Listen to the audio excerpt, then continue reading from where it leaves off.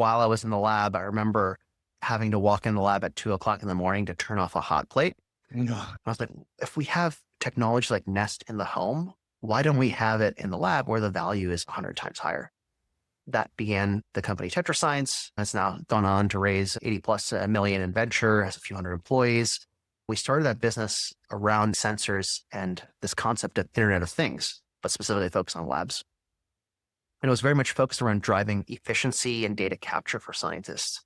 But we also always wanted to move into the analytics and the data space, given the volume of data that's being generated in the lab, and just sort of saw sensors and benchtop instruments as the place to start. Interestingly, as the company grew, we ended up getting really lucky with this broader tailwind of AI and ML in biotech becoming really exciting and interesting. One that was able to get in the hands of real scientists and now is actually baked into a myriad of different high impact workflows across big pharma companies.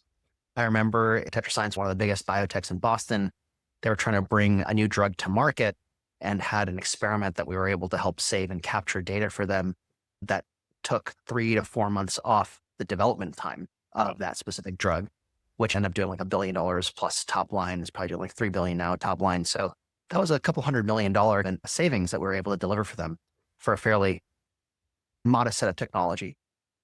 I think in the case of Pre-Scouter, the ability to actually build out a several dozen person team overseas to actually be able to bring new job opportunities to a part of the world that historically didn't have them, I think was also a really rewarding thing, along with being able to help facilitate technologies to be found across different industries.